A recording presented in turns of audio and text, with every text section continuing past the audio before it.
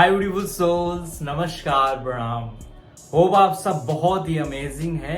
ये video total clarity आपको देने वाली है पास्ट लाइफ रिलेशनशिप से रिलेटेड है। हम जानने वाले हैं ए टू जेड पाम में कैसे देख के जानते हैं कि आपका किसी खास व्यक्ति विशेष के साथ पास्ट लाइफ का संबंध है। इवन आप क्या थे पास्ट लाइफ में, किस तरह की इच्छाएं और डिजायर आप में थी, इसको भी हम डिटेल से जानेंगे। इसके लिए हम एस्ट्रोलॉजी चार्ट का भी प्रयोग करेंगे जो कि आप सिंपली जान सकते हैं देख के।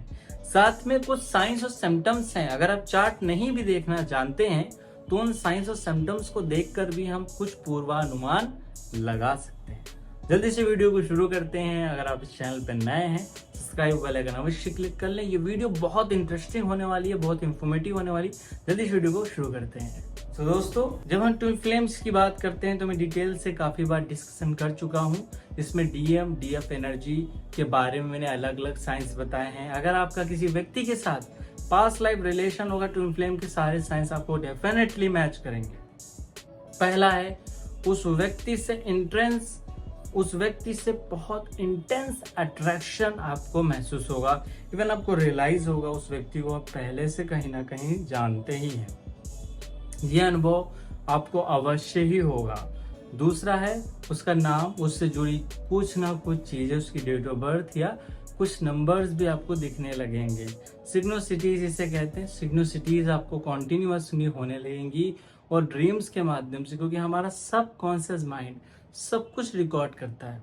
इवन आप पास्ट मेमोरी में ले जाएं तो सब चीजें आप एग्जैक्टली एक्सप्लेन कर देंगे।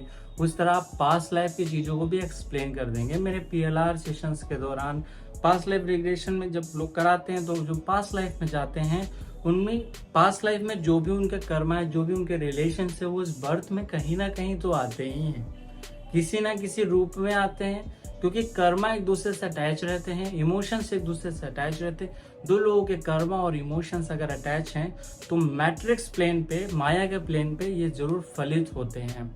क्योंकि हमको बार बार उन कर्मों को क्लीन करना होता है या उन कर्मों से रिलेटेड कुछ ना कुछ इवेंट आपके लाइफ में होते रहते हैं, क्योंकि हमने उस व्यक्ति को मैनिफेस्ट किया होता है। उस व्यक्ति को हमने कहीं ना कहीं एनर्जी वाइज जोड़ के खुद ही रखा होता है। क्योंकि हम जिससे भी प्रेम करते हैं या जिससे भी हम नफरत करते हैं वो कार्मिक के रूप में, सोलमेट के रूप में अथवा ट्विन फ्लेम के रूप में जरूर आते हैं। ट्विन फ्लेम होंगे तो कहीं ना कहीं आपकी सोल डिजायर्स पूरी होंगी, सोल अवेकनिंग होगा, रियलाइजेशंस होंगे।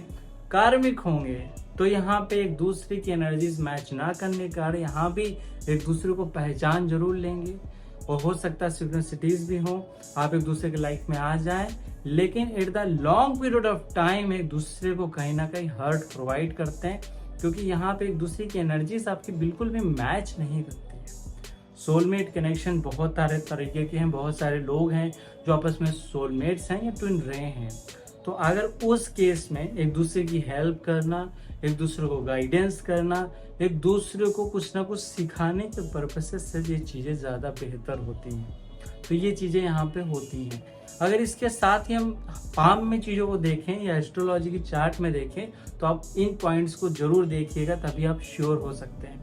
पहली चीज़ है, ये जो हमारा अंगूठे के नीचे का पर्वत है, ये शुक्र पर्वत है। और एस्ट्रोलॉजिकली शुक्र जो पास्ट लाइफ लव लाइफ को दिखाता है, बाकी Rahu and Ketu, this position is related to Ketu in your chart, in your horoscope. Ketu signify your past life deeds, past life karma.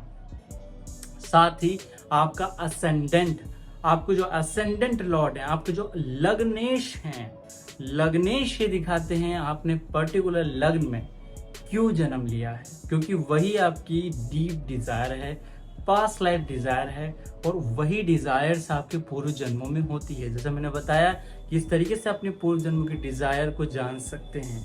साथ ही हम शुक्र, गुरु ज्ञान है, बृहस्पति ज्ञान है, और केतु जहां स्थित हैं वही आपकी पास्ट लाइफ पूर्व की डिजायर जीवन होता है।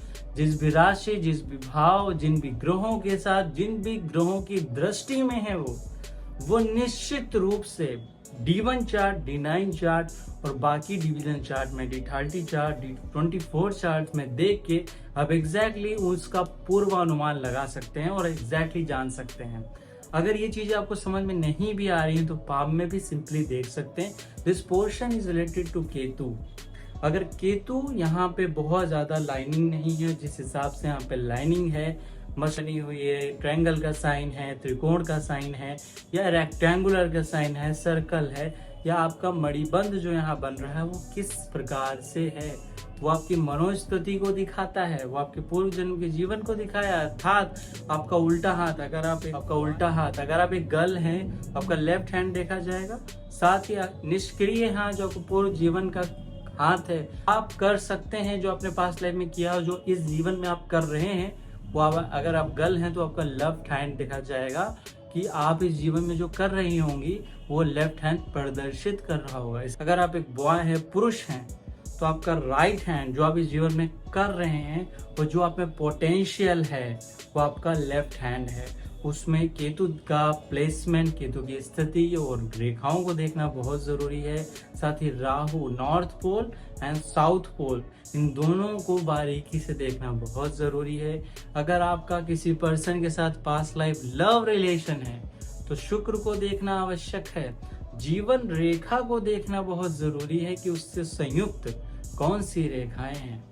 साथ ही हम सूर्य को देखते हैं क्योंकि Surya is a significant planet of your soul, आपकी आत्मा को दिखाते हैं।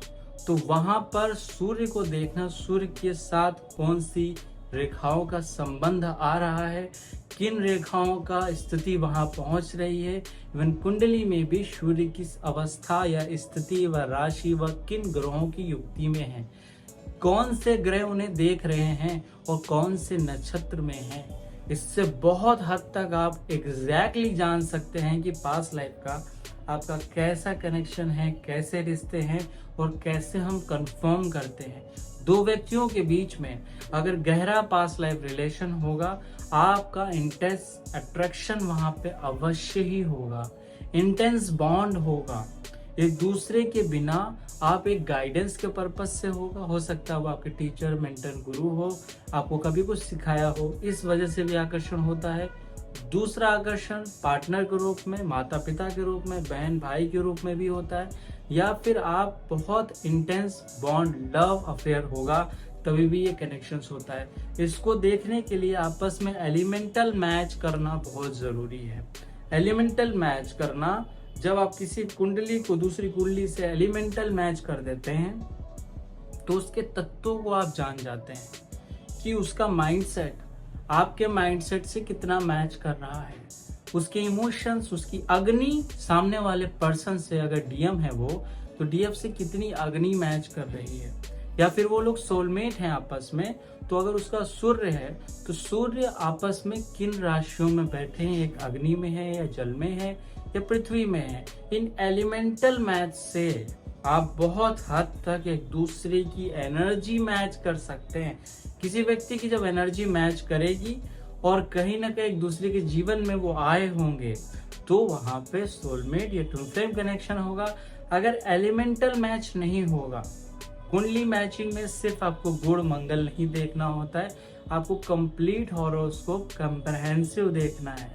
एक एक ग्रहों को अच्छे से मैच करना है आपस में, और सेक्सुअल कंपैटिबिलिटी, इमोशनल कंपैटिबिलिटी और फिजिकल प्लेन पे कैसी कंपैटिबिलिटी है, और साथ ही स्पिरिचुअल प्लेन पे कैसी कंपेनियनशिप है आपस में।